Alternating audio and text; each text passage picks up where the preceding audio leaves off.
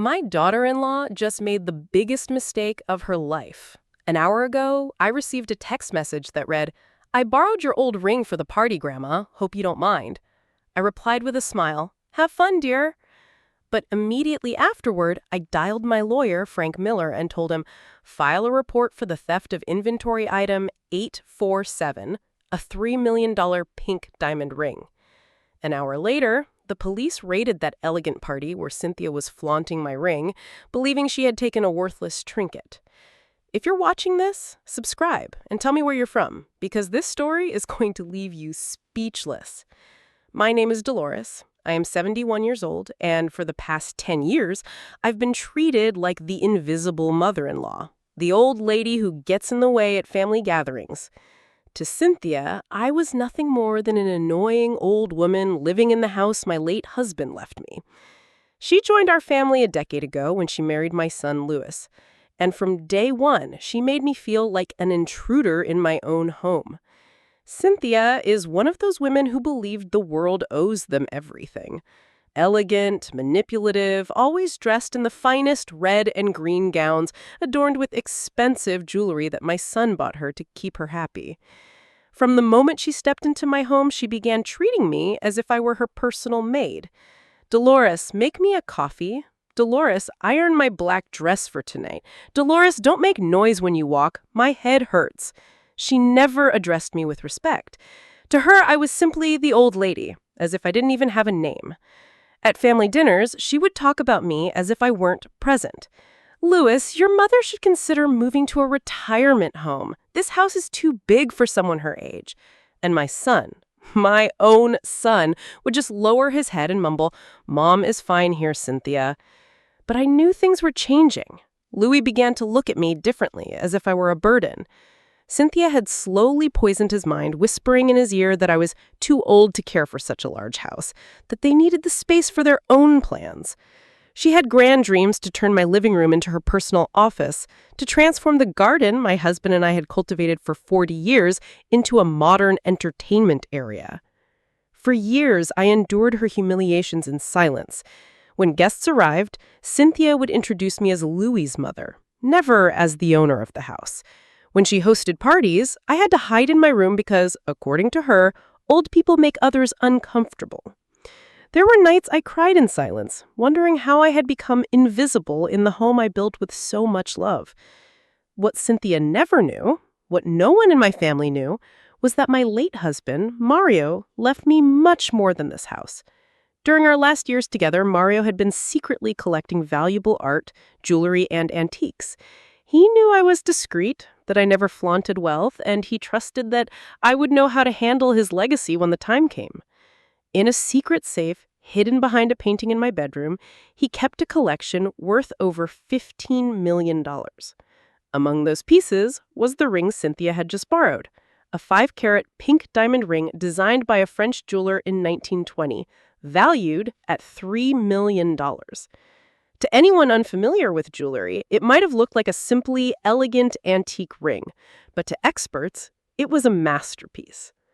Today, Cynthia had an important charity gala, one of those elegant gatherings where business wives display their finest attire and compete to see who has the most impressive jewels. For weeks, I had heard her complain that she didn't have the perfect accessory for her golden dress. She had been poring over jewelry catalogs, sighing because the pieces she liked cost too much even for the generous budget Louis gave her. This morning, as I watered the garden plants, I saw her enter my room without permission. It wasn't the first time she had snooped through my things, but this time was different.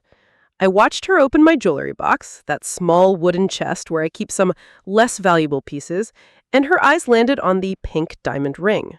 She took it, examined it against the light, and I saw that disdainful smile she always wore when she believed she had found something she could use. An hour later, I received that text message. "I borrowed your old ring for the party, Grandma. Hope you don't mind." She didn't even have the courtesy to ask for my permission first. She just took it, assuming everything of mine was at her disposal, that I was too old and insignificant to possess anything of real value. When I read that message, something inside me changed. For 10 years, I had endured her humiliations, her contempt, her cruel remarks about my age and my supposed uselessness. But taking my ring without permission, that ring, which represented one of the most valuable pieces in Mario's secret collection, was the last straw. I sat in my garden chair looking at the message on my phone, and for the first time in years, I genuinely smiled. "Have fun, dear," I replied. But immediately afterward, I dialed Frank, my trusted lawyer. Frank had been Mario's best friend, the only one who knew the full truth about her hidden fortune. "Frank," I said with a voice firmer than I had used in years, "it's time to activate the protocol you and Mario designed. Cynthia just stole inventory item 847. There was a silence on the other end of the line, and then I heard Frank's laugh. "Dolores, are you absolutely sure you want to do this? Once we put this in motion, there will be no turning back." I confirmed that yes, after a decade of humiliations, it was time for my daughter-in-law to learn exactly who she was dealing with. Frank explained the plan. For years, he had been documenting each of Mario's collection, officially registering them as high-value items with specific inventory numbers. Each piece had certificates of authenticity, updated appraisals, and most importantly, full insurance coverage. The ring Cynthia had taken was legally registered as item 847, valued at $3 million. "I'm going to call the insurance company immediately," Frank told me. "The protocol states that when a registered piece is taken without the owner's authorization, we must report it as theft immediately. In 30 minutes, the police will have a warrant to recover the stolen property, no matter where it is." While Frank made the necessary calls, I sat in my living room and recalled all the times Cynthia had made me feel invisible. The time she hosted a dinner for Louis' business partners and told me to eat in the kitchen because there wasn't enough space in the dining room. Last Christmas, when she opened expensive gifts Louis had bought her and then handed me a cheap scarf saying, "We got you something simple because at your age you don't need many things anymore." I remember the day her friends came over for a book club meeting. I was reading in my favorite armchair in the living room when she came in and told me in front of everyone, "Dolores, could you go to your room? We need privacy to talk about important things."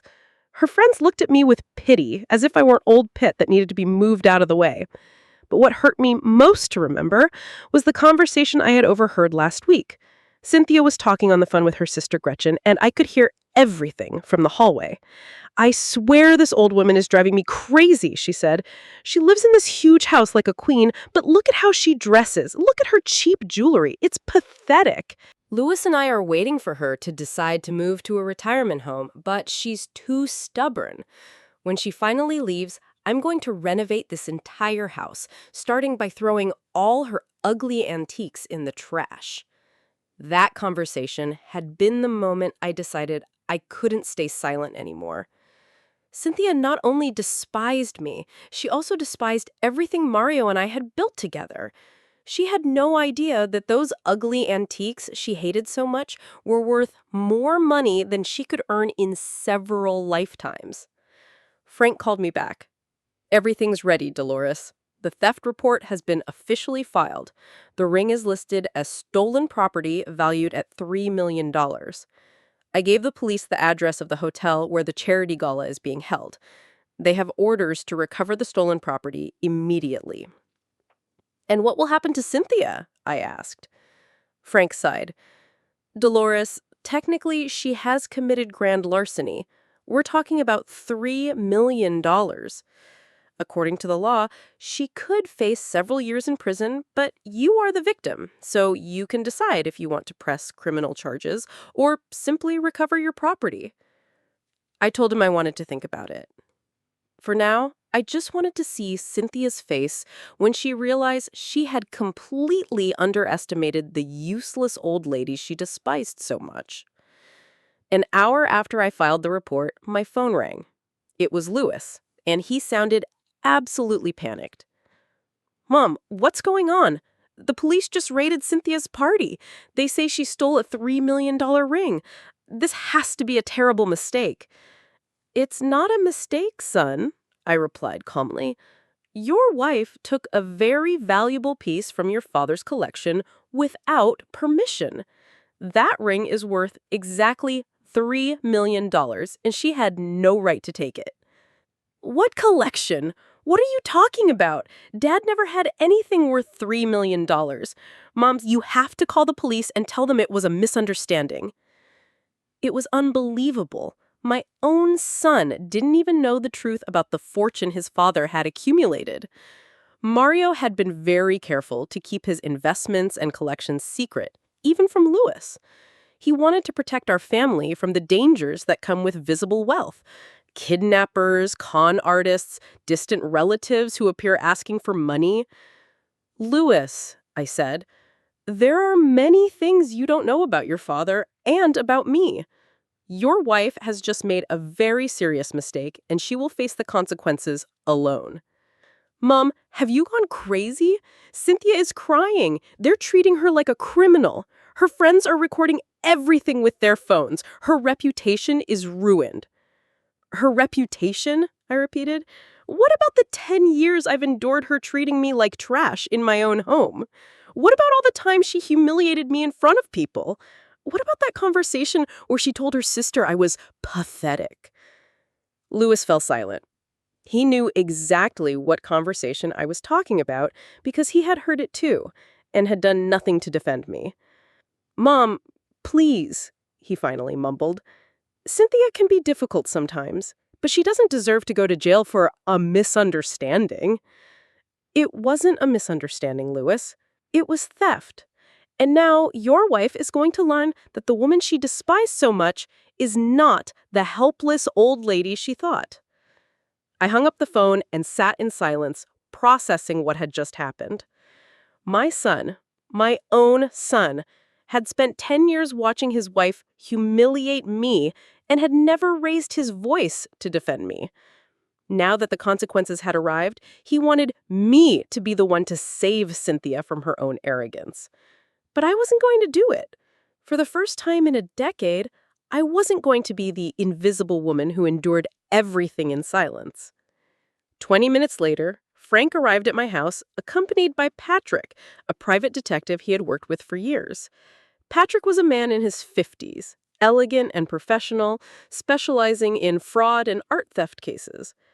Dolores, Frank told me, Patrick has been discreetly investigating Cynthia for the past 6 months, ever since you mentioned your suspicion about her activities. I was surprised. What suspicions? I never told you I suspected Cynthia. Frank smiled.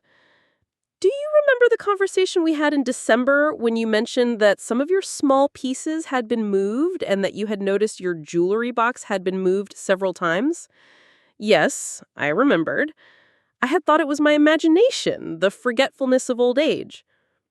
Those weren't oversights, Dolores. I decided to investigate discreetly, and what Patrick discovered goes far beyond today's ring.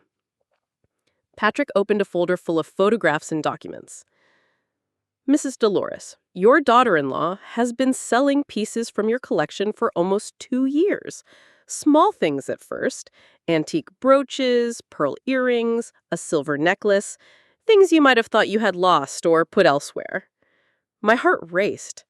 We have documented at least 12 different sales at pawn shops and antique stores in the city. The total value of what she has sold amounts to approximately $45,000. I couldn't believe what I was hearing. Cynthia not only humiliated me and treated me as if I were invisible, she had also been stealing from me for years. But how? How did she know which pieces to take without me realizing their absence? She's clever, Patrick continued. She only took pieces that you rarely wore or that were stored at the bottom of your drawers. Apparently, she had been mentally cataloging all your jewelry for years, identifying which ones she could take without you immediately noticing their absence. Furthermore, we have evidence that she has been taking photographs of all your valuable belongings, probably to assess what else she could sell in the future. Frank added, Patrick has recordings of Cynthia at 3 different pawn shops where she clearly lies about the origin of the jewelry. In one recording, she says they are heirlooms from her deceased grandmother. In another, she claims her husband gave them to her, but that she needs quick cash for a medical emergency. I felt a mixture of fury and betrayal I had never experienced before. For 2 years, while I felt guilty for losing my things, while I thought my memory was failing me, Cynthia had been systematically stealing from me and then lying to sell my belongings. Worse still, she had been planning to steal from me more extensively, secretly photographing my collection. There's more, Patrick said, turning to the next page of the file. Her spending patterns do not match the income she and your son officially have. In the last 2 years, Cynthia has bought over $30,000 worth of clothing, paid for expensive treatments, luxurious vacations, and has been frequenting high-end restaurants. When we confronted these expenses with the money we know she obtained by selling your jewelry, the numbers match perfectly. So, the money Cynthia had used to buy all those elegant red and green dresses, those designer handbags with which she looked at me with superiority, those expensive shoes she used to trample my self-esteem, it had all come from the sale of my belongings. She had been funding her luxurious lifestyle by stealing from the useless old woman she despised so much. But wait, I said, if you knew all this for months, why didn't you tell me anything? Frank exchanged a look with Patrick. Dolores, we needed enough evidence to build a solid case. Also, we wanted to wait until she made a mistake big enough that she couldn't deny it or manipulate the situation. Today's theft of the $3 million ring is exactly that mistake. At that moment, my phone rang again. It was an unknown number, but I answered. Mrs. Dolores? It was a woman's voice I didn't recognize. She sounded nervous. This is Detective Margaret Garcia from the Metropolitan Police. We're at the Plaza Hotel with your daughter-in-law, Cynthia. She's insisting that you gave her permission to take the ring and that this is all a misunderstanding. Could you come to the hotel to clarify the situation? Detective Garcia, my daughter-in-law took that ring without my permission. I have the text message where she herself admits she borrowed it without asking for prior authorization. Furthermore, that ring is valued at $3 million and is part of a legally registered collection. I understand, ma'am, but your daughter-in-law is very upset, and your son is also here, insisting there must be some misunderstanding. He says you've never owned such valuable jewelry and that there's probably an error in the appraisal. I laughed, a laugh that surprised even Frank and Patrick. Detective, my son is saying I couldn't possibly have valuable jewelry because I'm too poor or too foolish to possess such a thing. There was an awkward silence on the other end of the line. Well, ma'am, he did mention that you live on a modest pension and had never shown signs of that kind of wealth. Detective Garcia, I'll be there in an hour, and I'll bring my lawyer and all the documents that prove not only that the ring is mine, but also that my daughter-in-law has been stealing from me for years. I expect that when I arrive, she will be in police custody, as befits a thief who has stolen property valued at over $3 million. After hanging up, I looked at Frank and Patrick. Gentlemen, it's time for Cynthia and my son to learn exactly who they've been dealing with all these years. Frank smiled. Dolores, is there anything else I should know before we go to the hotel? Patrick discovered that Cynthia has been talking to an art appraiser named Mark, showing him photographs of several pieces from your collection. Apparently, she was planning a much larger theft. According to our recordings, she believed she could sell several of your paintings and sculptures for at least $200,000. Patrick added, Mrs. Dolores, your daughter-in-law not only sees you as a useless old woman, she sees you as a source of income she can exploit without consequences. In her own recorded words during a phone conversation with that appraiser, she said, the old lady doesn't even know what she has.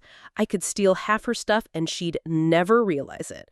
She's too senile to keep an inventory of her belongings. Those words were like a slap in the face. Cynthia had not only been stealing from me, she had been laughing at me, considering me too stupid and useless to realize her crimes. She had been planning to rob me massively, taking advantage of what she perceived as my senility. Frank, I said, getting up from my chair with a determination I hadn't felt in years, I want you to press every possible charge against Cynthia, not only for today's ring, but for all the thefts over the past 2 years. And I want my son, Louis, to know exactly what kind of woman he chose as his wife. Are you absolutely sure, Dolores? Once we make this public, the entire family will know the truth about Mario's fortune and about Cynthia's crimes. There will be no way to go back. I looked out the window at the garden Mario and I had cultivated for 40 years. The garden Cynthia wanted to destroy to be her modern entertainment area. I thought of all the humiliations I had endured, all the times I had felt invisible in my own home, all the nights I had cried, wondering if I really was as useless as Cynthia made me feel. Frank, I said, getting up from my chair with a determination I hadn't felt in years, I want you to press every possible charge against Cynthia, not only for today's ring, but for all the thefts over the past 2 years. And I want my son, Louis, to know exactly what kind of woman he chose as his wife. Are you absolutely sure, Dolores? Once we make this public, the entire family will know the truth about Mario's fortune and about Cynthia's crimes. There will be no way to go back. I looked out the window at the garden Mario and I had cultivated for 40 years. The garden Cynthia wanted to destroy to be her modern entertainment area. I thought of all the humiliations I had endured, all the times I had felt invisible in my own home, all the nights I had cried wondering if I really was as useless as Cynthia made me feel. Frank, I said, it's time for this senile old woman to teach them a lesson they will never forget. When we arrived at the Plaza Hotel, the scene was exactly as I had imagined. There were at least 5 police cruisers at the entrance, local reporters who had arrived, drawn by the drama, and groups of charity gala guests leaving the hotel whispering and pointing. This was the kind of scandal that our city's high society would remember for years. As I entered the lobby, I immediately saw Cynthia. She was sitting on a leather sofa, surrounded by 3 police officers, and for the first time in 10 years, she didn't look like the elegant, controlled woman she had always been. Her perfect makeup was streaked with tears, her golden dress was wrinkled, and her hands were handcuffed in front of her. The ring, my $3 million ring, was no longer on her finger. Louis stood beside her, gesticulating violently as he spoke with the detective. When he saw me enter accompanied by Frank and Patrick, his expression changed from desperation to something that looked more like fury. He walked quickly toward me, and I could see in his eyes that he blamed me, not his thieving wife, for this entire situation. "Mom, you have to fix this right now," he yelled at me in front of the entire crowded lobby. "Cynthia's being publicly humiliated because of you. Her friends are uploading videos to social media. Her reputation's completely ruined." "Her reputation?" I repeated, keeping my voice calm, even though I was trembling with rage inside. "Louis, your wife stole a $3 million ring from me. We're not talking about a misunderstanding over a trinket. We're talking about a serious crime." "But Mom, you never told us you had anything so valuable. If we had known, this never would have happened. Cynthia thought it was just some old worthless ring." Frank stepped forward and handed Louis a thick folder. "Mr. Louis, here are all the documents proving the value of the ring, along with certificates of authenticity and insurance policies. Your wife did not steal a worthless old ring. She stole a historical piece of jewelry valued at $3 million. Louis opened the folder and began to review the documents. I watched as his expression gradually changed from disbelief to complete shock. This can't be real. Dad really had these things? Why did you never tell us anything?" "Because your father knew it was better to keep our wealth private," I explained. "And seeing how your wife has been stealing from me for 2 years, it seems he was right." "Stealing from you for 2 years? What are you talking about?" Patrick stepped forward and showed Louis the complete file on Cynthia. The photographs of her at the pawn shops, the recordings where she lied about the origin of my jewelry, the sales receipts, everything was there. "Your wife, Mr. Louis, has been systematically selling your mother's belongings for the past 2 years. We have documented thefts totaling $45,000. Louis was speechless as he reviewed the evidence. I could see his world crumbling before his eyes. The woman he had married, the woman for whom he had allowed me to be treated like trash for a decade, was a thief who had been exploiting his own mother. At that moment, Detective Garcia approached us. "Mrs. Dolores, I need you to officially confirm some details. Did you give your daughter-in-law permission to take the ring in question?" "Absolutely not," I replied firmly.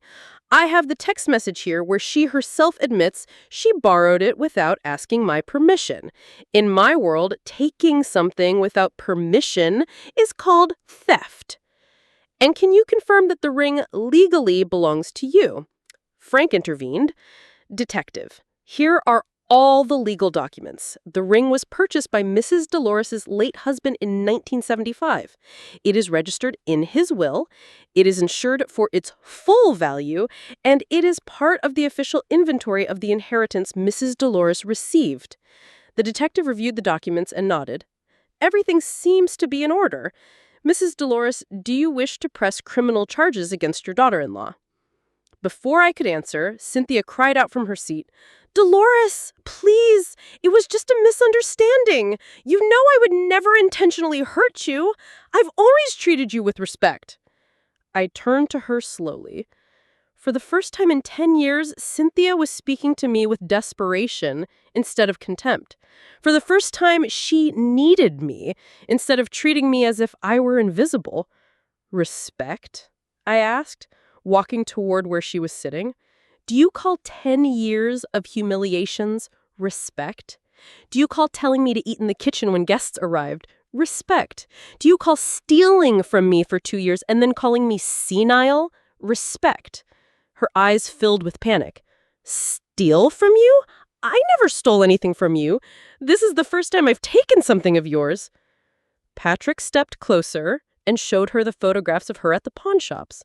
"Mrs. Cynthia, we have photographic and video evidence of you selling your mother-in-law's belongings on at least 12 occasions over the past 2 years." Cynthia's face turned completely pale. She looked at the photographs, then at me, then at Louis, desperately searching for an explanation that could save her. Those were just small pieces that I thought you didn't use anymore. I thought you had forgotten them." "And that gave you the right to steal them?"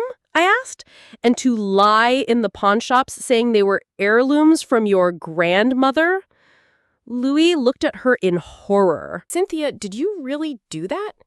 Did you really steal my mother's things for years?" Cynthia began to cry harder. "Louise, you know how much we needed the extra money. You know your salary wasn't enough for the lifestyle we wanted, and she has so many things. I thought she would never notice a few small pieces missing." "But they weren't yours to take," Louis shouted. "They were my mother's, and you made me believe she was losing her memory when she asked about her things."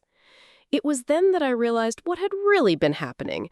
Cynthia had not only been stealing from me, she had been manipulating Lou into believing I was developing dementia. Every time I mentioned I couldn't find something, she would whisper to Louis that it was normal for elderly people to lose their things and forget where they had put them. "Detective Garcia," I said, feeling a strange and powerful calm, "I want to press every possible charge against my daughter-in-law, not only for today's ring, but for all the thefts she has committed over the past 2 years."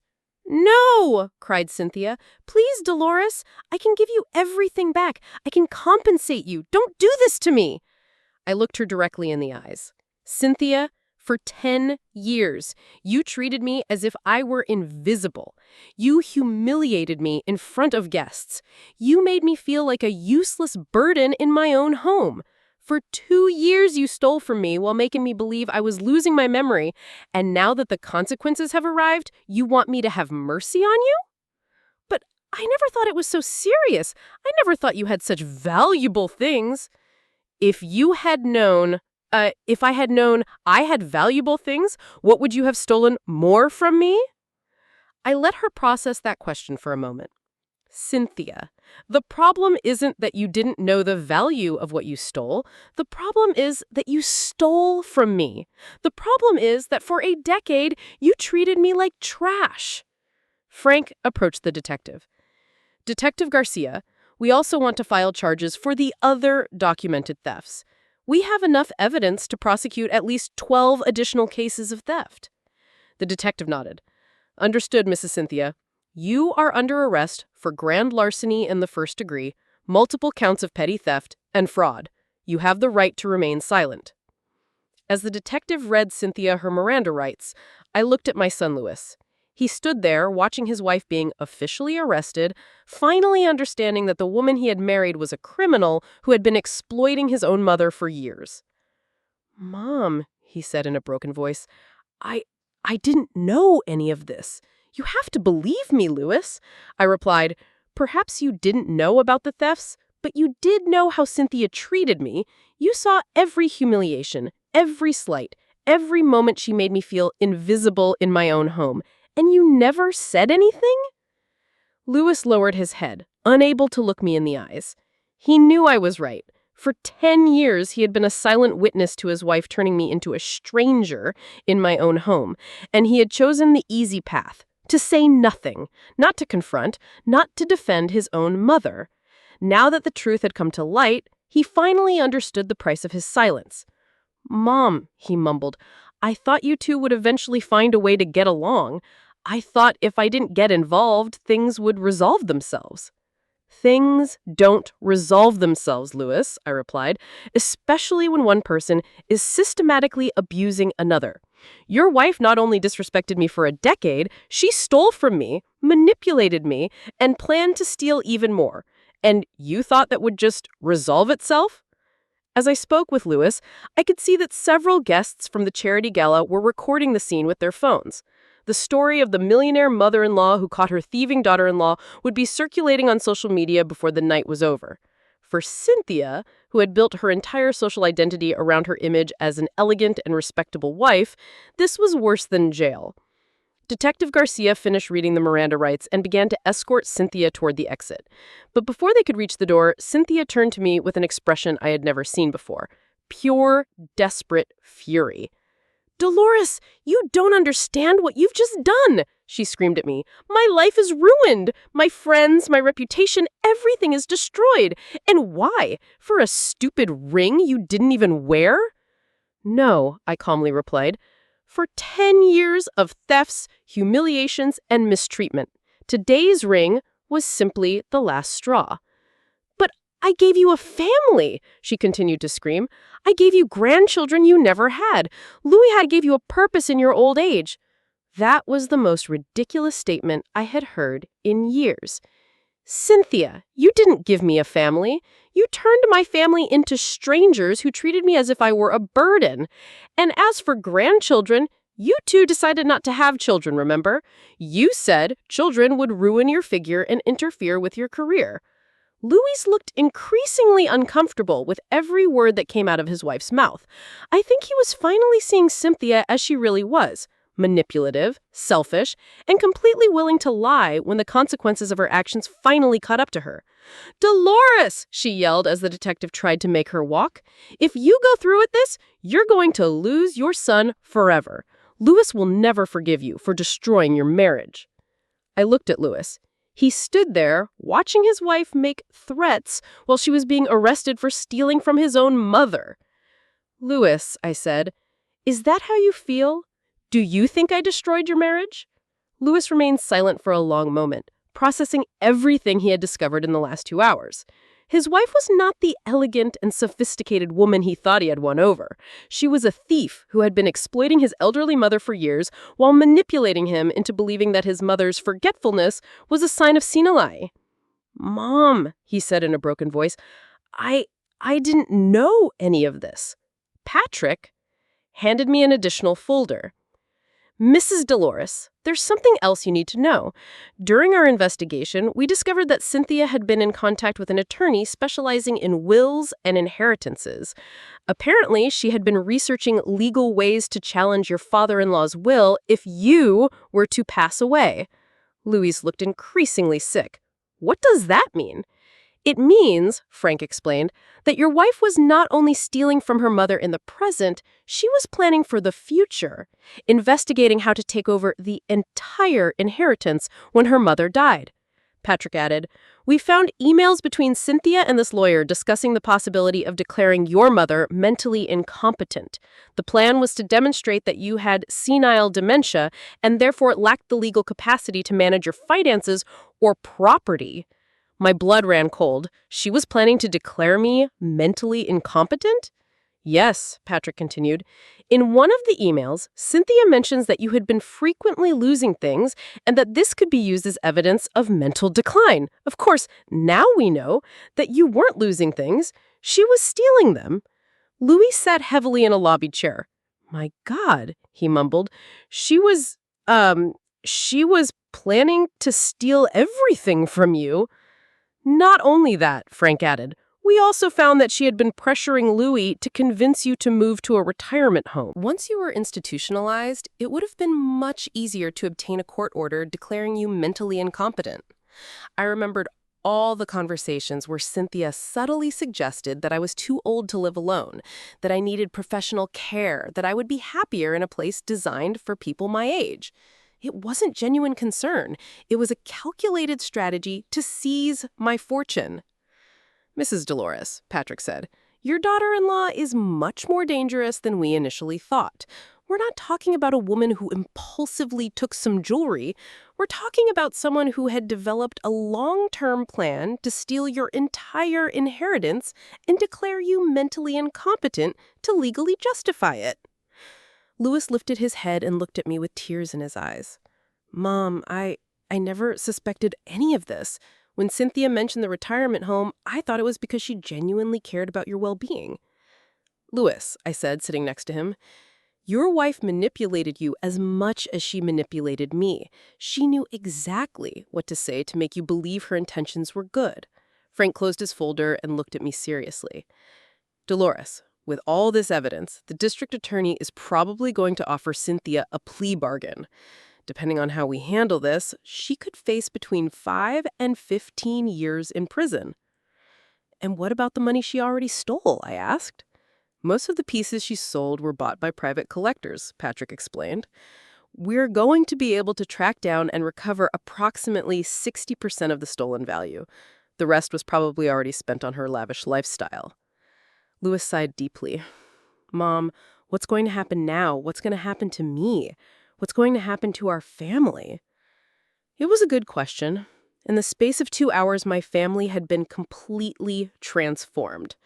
My daughter-in-law was arrested and facing years in prison. My son finally understood that he had been married to a criminal who planned to steal everything from me. And I, the senile old woman who had been invisible for 10 years, was suddenly the center of attention. Louis, I said, taking his hand, what's going to happen now is that you're going to have to decide what kind of man you want to be. For 10 years, you were a silent accomplice to your wife's mistreatment of me. Now you know the truth about who she really is. The question is, what are you going to do with that information? Mom, I want to make things right with you. I want to make amends for all the years I didn't defend you. Making amends isn't about money, Louis. It's about respect. It's about never again allowing anyone to treat me as if I were invisible in my own home. Louis nodded. I can stay with you tonight. I don't want to be alone at home after all this. For the first time in 10 years, my son was asking something of me instead of demanding that I adapt to his wife's needs. Of course you can stay, Louis. But tomorrow we need to talk seriously about how we are going to rebuild our relationship. As we left the hotel, I could see that the story was already appearing on local news. Millionaire elderly woman catches thieving daughter-in-law with $3 million ring. By tomorrow, the entire city would know that Dolores, the invisible old woman, had turned out to be a woman with more power than anyone had imagined. The next day, I woke up feeling different. For the first time in 10 years, I woke up in my own house without feeling like an intruder in my own home. Louis had slept in his old room, and when I went down for breakfast, I found him in the kitchen making coffee. It was the first time in a decade that someone had made something for me in my own kitchen, instead of expecting me to serve everyone else. "Good morning, Mom," he said, and there was something different in his voice. Respect. A silent apology in every word. "Good morning, son," I sat at the table where I had had breakfast with Mario for 40 years, the table where Cynthia had made me feel like an unwelcome guest for so long. Louis placed a cup of coffee in front of me and sat on the other side. Mom, I couldn't sleep last night. I was thinking about all the times Cynthia treated you badly, and I didn't say anything. I was remembering all the times you mentioned you couldn't find something, and I thought it was your memory. Louis, I interrupted softly, you don't need to punish yourself for being manipulated. Cynthia is very intelligent. She knew exactly what to say to make it seem like she cared about my well-being while she was stealing from me. But I'm your son. I should have been on your side. I should have seen the signs. I took a sip of coffee and looked directly at him. What matters now is what you're going to do in the future. The question is, are you going to try to save your marriage with a woman who planned to steal everything from me and declare me mentally incompetent to legally justify it? Louis fell silent for a long moment. I could see the internal struggle on his face. He had been married to Cynthia for 10 years. Despite everything he had discovered, she was still his wife. At that moment, the phone rang. It was Frank. Dolores, I have important news. The district attorney wants to meet with you this morning. Apparently, Cynthia's case is bigger than we initially thought. Bigger how? They searched her house last night and found a secret room in the basement. Dolores, your daughter-in-law wasn't just stealing from you. She's been running an antique theft and resale operation that involves several wealthy families in the city. My heart raced. What do you mean? They found more than 50 pieces of art and jewelry that belonged to neither her nor to Louis. Apparently, she's been using her access to high society social events to identify targets and then organizing more elaborate thefts. Your house wasn't her only target. It was her base of operations. Louis paled. Are you saying that our house has been the center of a criminal operation for years? Frank continued. There's more. They found correspondence indicating that Cynthia had been selling information to professional thieves, house plans, family schedules, information about security systems. The FBI is now involved because apparently this operation crosses state lines. I couldn't believe what I was hearing. The woman who had shared my table for 10 years, who had slept under my roof, who had eaten my food, had not only been stealing from me, she had been running a criminal enterprise from my own home. Frank, what does this mean for Louis? Can he be considered an accomplice? The FBI will want to question him, of course, but so far all the evidence suggests that Louis had no knowledge of his wife's criminal activities. She was very careful to keep him away from her operation. After hanging up, Louis and I sat in silence. My house, the home Mario and I had built with so much love, had been violated in ways I was only beginning to understand. Mom, Louis finally said, how is it possible that I was married to a criminal for 10 years and never realized it? Because she wanted you not to realize it. Louis, people like Cynthia are experts at compartmentalizing their lives. To you, she was the elegant wife who accompanied you to social events. To me, she was the daughter-in-law who constantly humiliated me. To her victims, she was the thief who planned robberies. She kept every aspect of her life completely separate. An hour later, Frank arrived accompanied by 2 FBI agents. Agent Karen Brooks and Agent Michael Smith introduced themselves and explained that Cynthia's case was now part of a federal investigation into an art and antique theft ring that had been operating for several years. Mrs. Dolores, Agent Brooks said, we believe your daughter-in-law has been using your house as a command center for at least 3 years. We've identified connections to thefts in 6 different states. Agent Smith added, what makes this case particularly interesting is that Cynthia developed a very sophisticated method. Instead of simply robbing random houses, she cultivated social relationships with wealthy families, studied their homes during social events, and then sold that information to professional thieves. But how did she manage to keep all this a secret? Your wife is extremely intelligent, Agent Brooks explained. She never participated directly in the physical robberies. Her role was that of an information gatherer and facilitator. She attended charity events, elegant dinners, art gallery openings, and memorized details about other families' homes and possessions. Agent Smith showed a folder full of photographs. We found hundreds of photos she had secretly taken during social events, photos of paintings, sculptures, jewelry other women were wearing, even photos of security systems and house layouts. I looked at the photographs and recognized many of the houses. They were homes of families I knew, women I had interacted with at charity events for years. Agent Brooks, I asked, does this mean other families were also victimized by Cynthia? At least 12 families we've identified so far. The total value of the thefts we've connected to her operation exceeds $2 million. Lewis looked completely devastated. Agent Smith, what's going to happen to me? Are they going to think I was part of this? Mr. Lewis, we've reviewed your financial records, your communications, your activity patterns. There's no evidence that you had knowledge of or participation in your wife's criminal activities. However, we need you to cooperate fully with our investigation. Agent Brooks looked directly at me. Mrs. Dolores, is there anything else you need to know? When we arrested Cynthia last night, she immediately began to negotiate. She's offering information about her entire criminal network in exchange for a reduced sentence. What kind of information? Names of all her accomplices, details about unsolved robberies, locations where stolen pieces are hidden. She's willing to turn over her entire organization to avoid spending 20 years in prison. Frank leaned forward. And what does that mean for Dolores? How long could Cynthia be in prison if she cooperates? If her testimony helps solve all related cases and leads to the arrest of the other members of the network, she could face between 5 and 8 years instead of 20 to 25.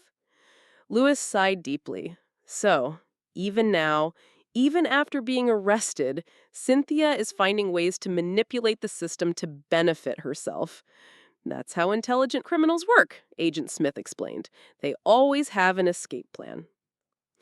After the FBI agents left, I sat in my living room trying to process everything I had learned.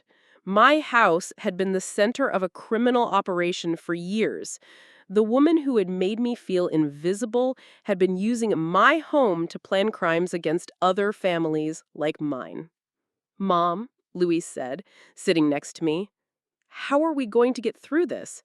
How am I going to rebuild my life after discovering that I've been married to a criminal for 10 years? I looked at my son, this 40-year-old man who suddenly looked like a lost child. Lewis, what you're going to do is the same thing I'm going to do. You're going to decide that you're not going to let Cynthia define the rest of your life. She lied to you, she stole from me, and she used our family for her own criminal purposes. But now that we know the truth, we have the power to decide what to do with that information. And what do you want to do, Mom? I smiled, feeling a strength I hadn't experienced in years. Son, I'm going to show the world exactly who Dolores really is, and I'm going to make sure no other family has to go through what we went through. The following days were a whirlwind of activity that completely transformed my life. Frank had organized a press conference where I would appear as the main victim of Cynthia's criminal scheme, but also as the woman who had managed to unmask the entire operation. For the first time in 10 years, I was going to be the center of attention for the right reasons. The morning of the press conference, I woke up early and dressed in my best emerald green dress, the one I had bought for my anniversary with Mario, but had never worn because Cynthia always had sarcastic comments about my old-fashioned clothes. I put on the remaining jewelry from my collection, the pieces Cynthia hadn't managed to steal, and for the first time in a decade, I felt like the elegant and powerful woman I truly was. Lewis helped me get to the building where the conference would be held. Mom, he said as we walked in, I'm proud of you. I know these days have been terrible, but the way you've handled all this, Dad would be proud too. The room was full of journalists, television cameras, and curious onlookers who had come to hear the story of the millionaire elderly woman who caught her criminal daughter-in-law. When I entered the room, I could feel all eyes turning toward me. But this time, they weren't looking at me with pity or condescension. They looked at me with respect, curiosity, even admiration. Frank approached the podium first. Good morning. My name is Frank Miller, and I represent Mrs. Dolores, 71 years old, who was not only a victim of a criminal scheme run by her own daughter-in-law, but also was instrumental in unmasking a theft ring that had been operating for years. Then he invited me to speak. As I approached the microphone, I felt a strange calm.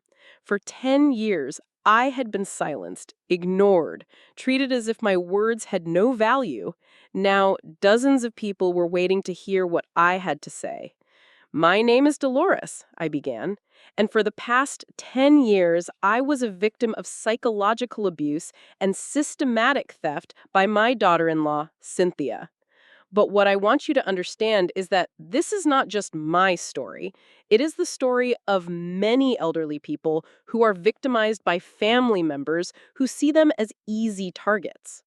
I continued telling my story, but not as a pathetic victim. I told it as a woman who had resisted, who had kept important secrets until the right moment, and who had finally found a way to obtain justice.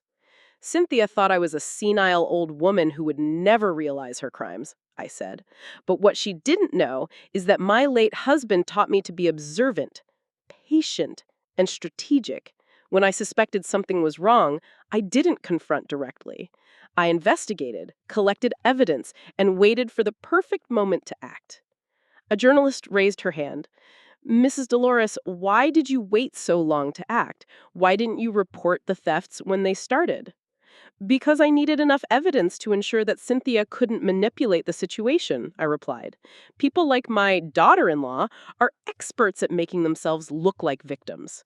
If I had acted too soon with insufficient evidence, she would have found a way to convince everyone that I was a confused old woman making up stories.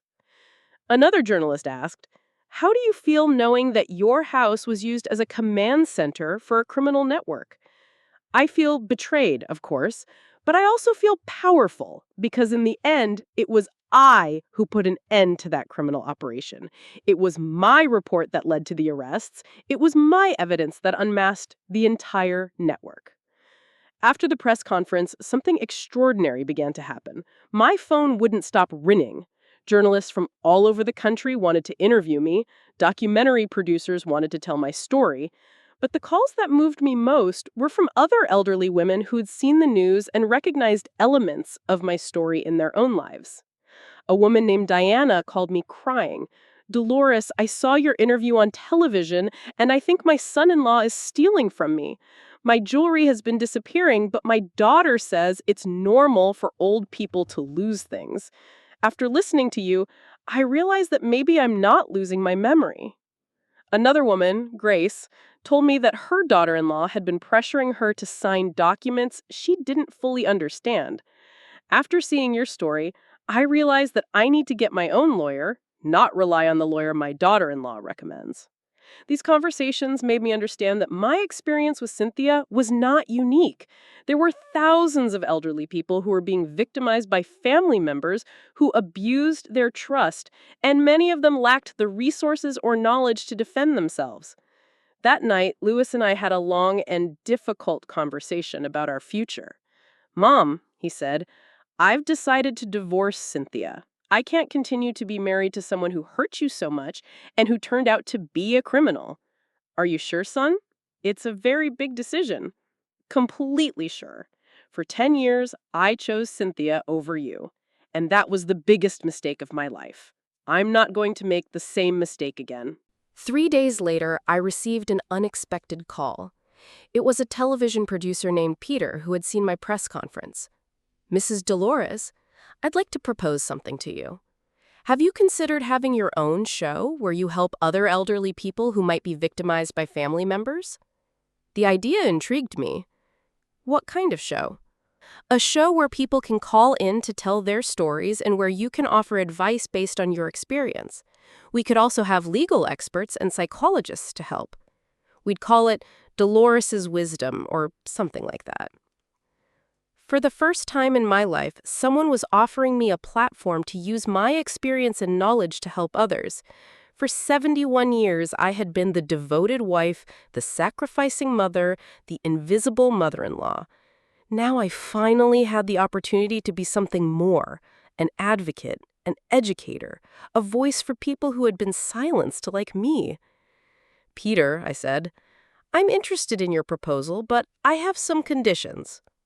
That night, as I prepared for bed in my house, for the first time in years without feeling like an intruder in my own home, I reflected on everything that had changed. A week ago, I was the invisible old woman everyone ignored. Now I was a public figure whose story had inspired hundreds of people to examine their own family situations. My phone vibrated with a text message. It was from Frank. Dolores, I just received news from the FBI. Thanks to your case and the information Cynthia is providing, they have arrested 6 more members of the criminal network. Your bravery not only saved you, it saved many other families from being victimized. I smiled as I turned off the light. Cynthia had spent 10 years trying to make me invisible, to convince me that I had no value, that I was too old and useless to matter. But in the end, it had been my strength, my patience, and my intelligence that had put an end to her reign of terror. The useless old woman had turned out to be much more powerful than anyone had imagined. 2 weeks after the press conference, my life had taken a turn I never could have imagined. The television show, Dolores' Wisdom, had become a national phenomenon. Every day, we received hundreds of calls from elderly people who'd finally found the courage to tell their stories of family abuse and theft. Frank had officially established the Dolores Foundation for the Protection of Seniors, with an initial donation of $200,000 from my secret inheritance. It was ironic. The money Cynthia had been planning to steal from me was now being used to protect other people from criminals like her. But the true satisfaction came when Patrick, my private detective, called me with extraordinary news. Dolores, Cynthia's testimony has been even more valuable than we expected. The FBI has managed to arrest the entire criminal network, 15 people in total, including the professional thieves, the corrupt appraisers who falsified valuations, and the art dealers who bought the stolen pieces. And what will happen to Cynthia? I asked. Here's the interesting part. Despite her cooperation, the judge decided that her crimes were too extensive for a reduced sentence. She's going to serve 12 years in federal prison, and when she gets out, she'll have to pay full restitution to all victims. 12 years! Cynthia, who had spent a decade making me feel invisible, would now be the one to disappear for more than a decade. But the story didn't end there. That same afternoon, I received a call that completely surprised me. Dolores, it's Cynthia. My heart raced. How are you calling from prison? They allowed me to make a call. Dolores, I need to talk to you. It's important. For 10 years, I had avoided direct confrontations with Cynthia, but now, with all the truth revealed and her in prison, I finally had the courage to listen to what she had to say. Speak, Cynthia. There was a long silence, and then I heard something I had never heard before. Cynthia crying. Not the manipulative tears she had used when she was arrested, but a genuine, desperate sob. Dolores, I need you to know something. When I started stealing from you, I really thought your things were worthless. But then when I realized they were worth money, I couldn't stop. It was like an addiction. And that's supposed to justify 10 years of humiliations and thefts? No, it doesn't justify it. But I need you to understand that I never planned to go that far. At first, I just took a small brooch because we needed money for the vacation Louis wanted. When I sold it and no one noticed, I took something else, and then another. I listened in silence as Cynthia continued her confession. Dolores, the truth is, I always envied you. You had this beautiful house. You had Mario's respect. You had a life that I wanted. And when I came into this family, I expected to be treated like a queen, but you were still the matriarch. I was just the son's wife. So you decided to make me the enemy. Yes, that's exactly what I did. And the more I humiliated you, the more powerful I felt. It was as if by making you small, I became bigger. It was the first time in 10 years that Cynthia had spoken to me with complete honesty. Cynthia, do you know what hurts me most about all of this? I asked her. What? that for 10 years, I really tried to connect with you.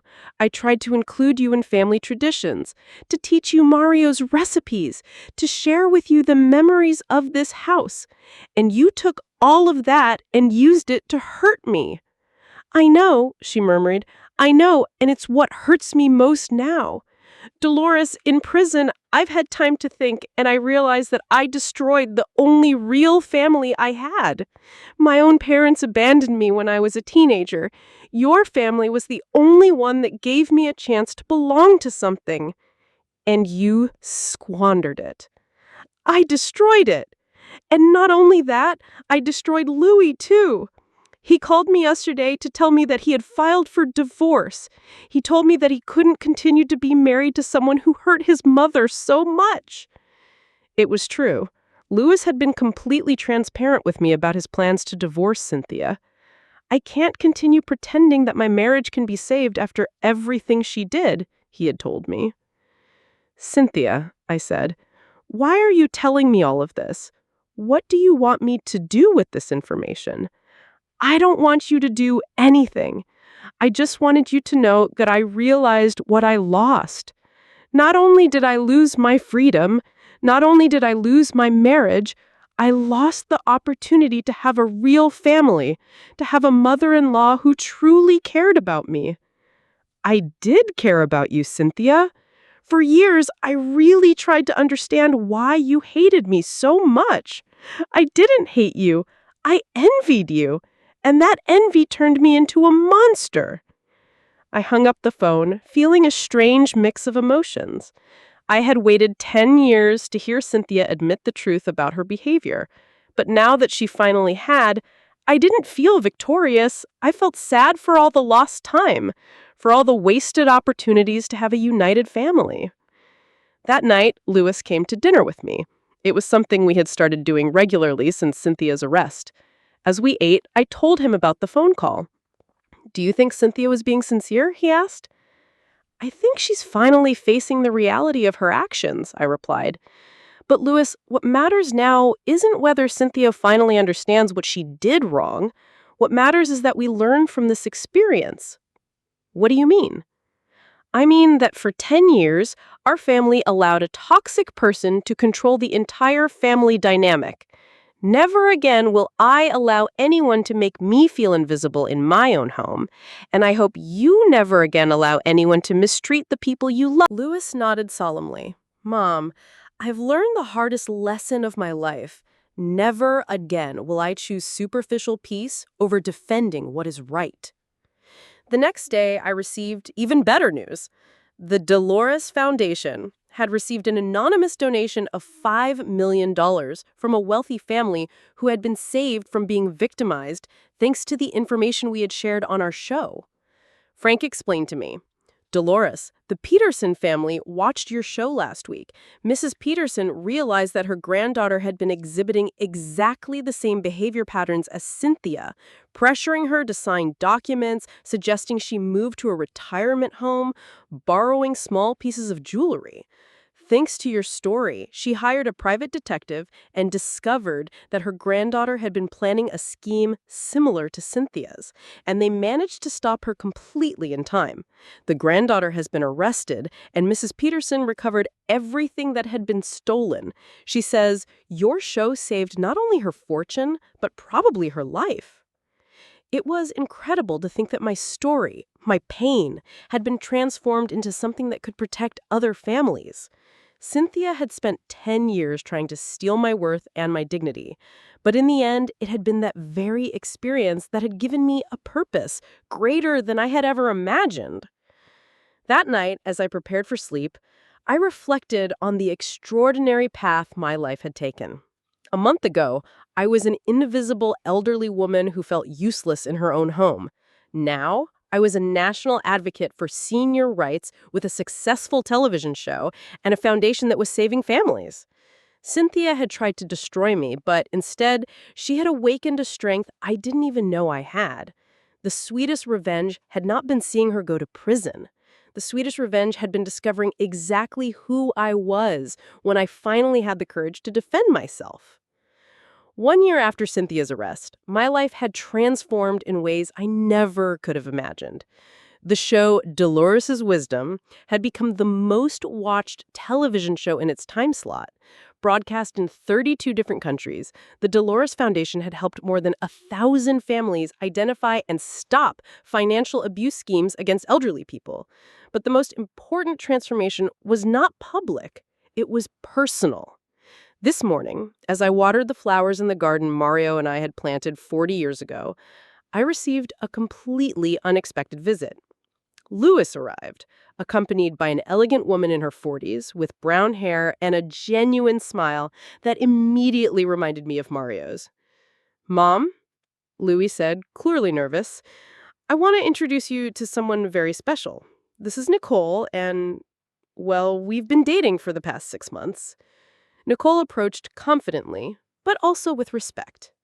"Mrs. Dolores, I've heard so much about you. Louis has told me your whole story, and I must say, you are an inspiration to women of all ages."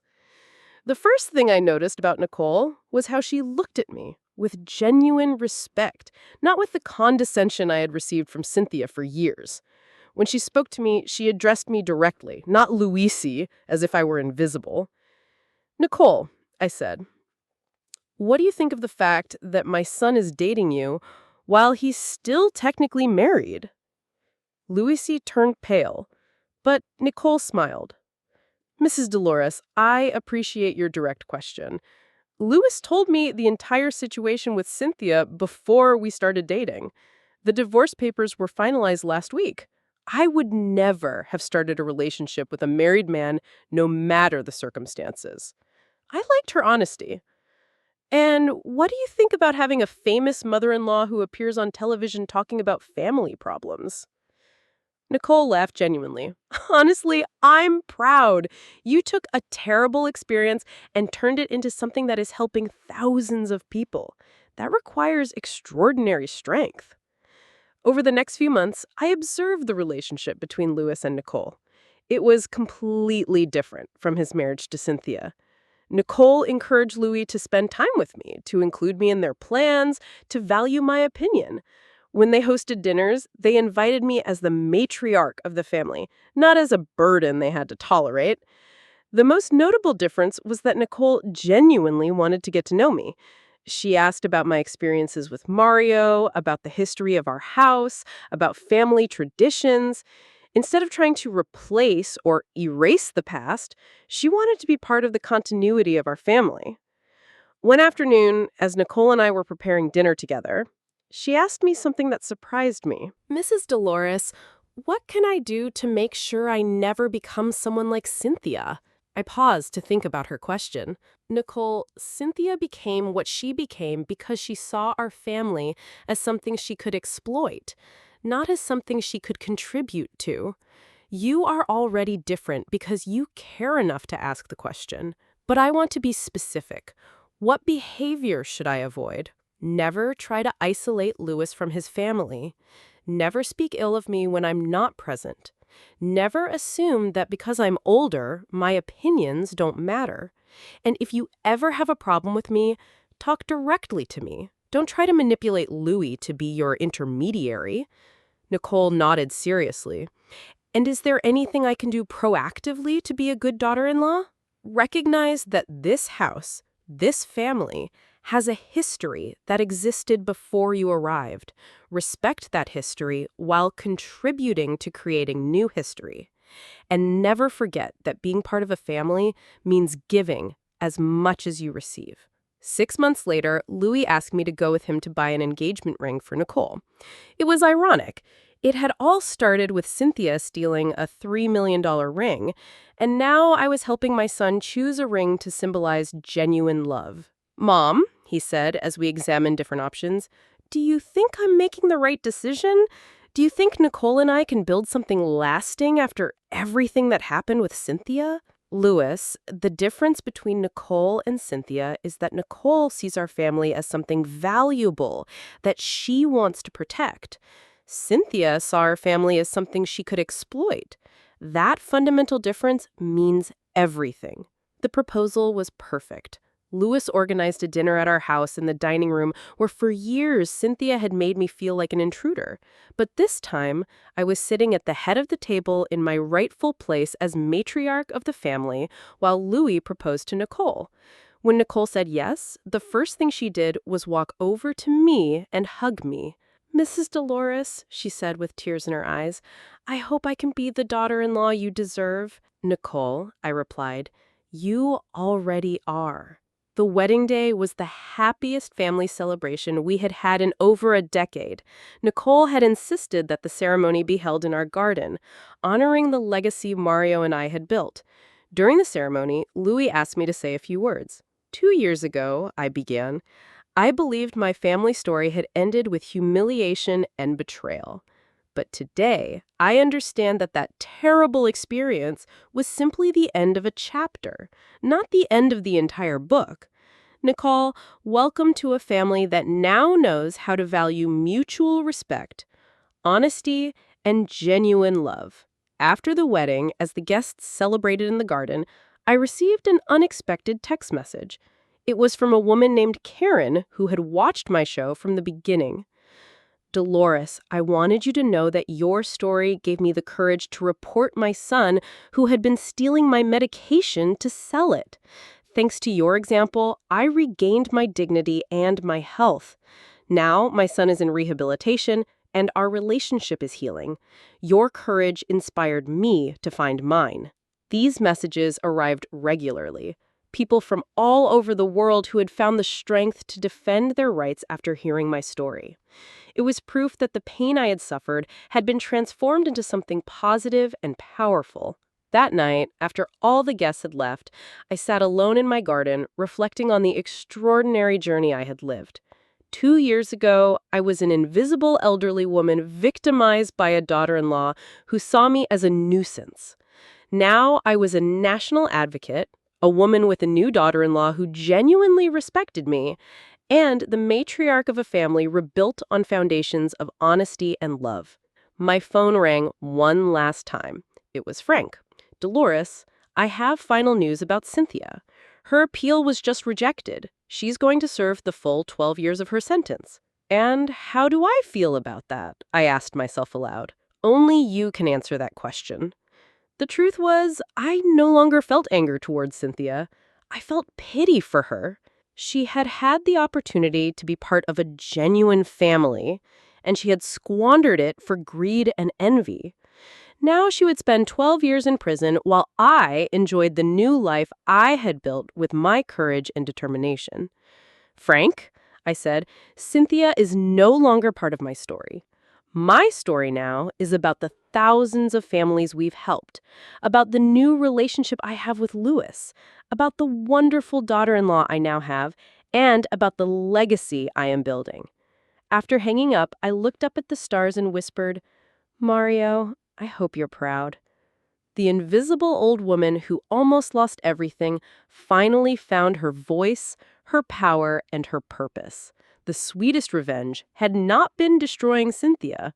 The sweetest revenge had been rebuilding myself. If you enjoyed my story, you can support me by sending a super thanks so I can write more stories like this. Thanks a lot in advance. What about you? What would you do in this person's shoes? I'd really love to hear your thoughts, so drop them in the comments. I'm always curious to know what you think. Oh, and let me know where you've heard the story. If you want to hear more life stories like this, like the video and subscribe to my channel. There are many more waiting for you.